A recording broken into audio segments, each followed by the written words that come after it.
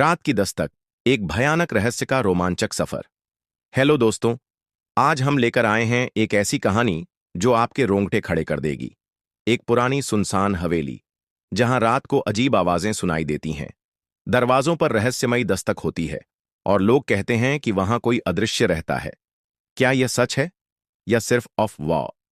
चार दोस्तों ने इस रहस्य को सुलझाने की ठानी, लेकिन जो हुआ उसे जानकर आपकी नींद उड़ जाएगी। तो वीडियो को अंत तक देखें और बताएं कि क्या आप इस हवेली में रात बिताने की हिम्मत करेंगे। चलिए शुरू करते हैं। शहर के बाहरी इलाके में खड़ी थी यह पुरानी हवेली। टूटी दीवारें, जाले से ढंक खिड़कियां और चारों ओर फैला वीराना। लोग कहते थे कि यहां रात को किसी के कदमों की आवाजें आती हैं, कोई आपके पीछे खड़ा हो जाता है और कभी कभी दरवाजे पर दस्तक होती है, लेकिन कोई भी वहां जाने की हिम्मत नहीं करता था। फिर आए कमल और उसके तीन दोस्त, रोहित, आदित्य और समीर। यह चारों थे रोमांच के दीवाने। भूत प्रेत की कहानियों को वह बकवास मानते थे। उन्होंने ठान लिया कि वह इस हवेली में रात बिताएंगे और सच का पता लगाएंगे। लेकिन उन्हें नहीं पता था कि यह रात उनकी जिंदगी की सबसे डरावनी रात बनने वाली थी। रात के 11 बजे चारों हवेली के बाहर खड़े थे। हवा में ठंडक थी और सूखे पत्तों की सरसराहट माहौल को और डरावना बना रही थी। कमल ने दरवाजा खोला। एक चरमराहट के साथ दरवाजा खुला और अंदर से एक ठंडी हवा का झोंका बाहर आया, मानो हवेली ने कहा हो मेरा इंतजार खत्म हुआ। अंदर का सन्नाटा दिल दहला देने वाला था। लकड़ी की फर्श पर उनके कदमों की गूंज, दीवारों पर लटकी धुंधली तस्वीरें जिनमें चेहरों को देखकर लगता था कि वह आपको घूर रहे हैं। रात के 12 बजने को थे।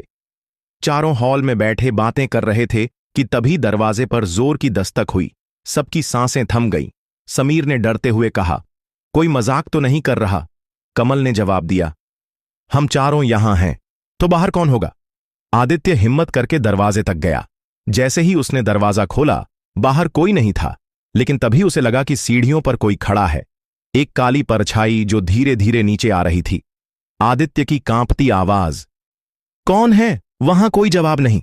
परछाई और करीब आई। रोहित चिल्लाया, भागो! चारों दरवाजे की ओर दौड़े, लेकिन तभी दरवाजा खुद ब खुदा आ गया।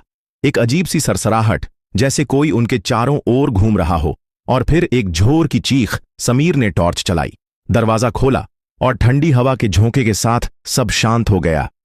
चारों बाहर भागे, बिना पीछे देखे अपनी गाड़ी में बैठे और वहां से निकल गए। बाहर निकलकर उन्होंने देखा हवेली फिर से शांत थी, जैसे कुछ हुआ ही ना हो। लेकिन कमल ने पीछे मुड़कर देखा। खिड़की में एक चेहरा उसे घूर रहा था। सीधे उसकी आंखों में घर पहुंचकर सबने राहत की सांस ली। लेकिन तभी समीर के कंधे पर कुछ दिखा, किसी के नाखूनों के गहरे निशान। क्या कोई उनके साथ वहां से आ गया था? तो दोस्तों, यह थी शापित हवेली की कहानी। क्या यह सच था? चारों का वहम कमेंट में बताएं कि आप इस हवेली में रात बिताने की हिम्मत करेंगे या नहीं। वीडियो पसंद आई हो तो लाइक करें, चैनल को सब्सक्राइब करें और बेल आइकन दबाना न भूलें, क्योंकि अगली कहानी और भी डरावनी होने वाली है। मिलते हैं अगले वीडियो में, तब तक रात को दरवाजे बंद रखें।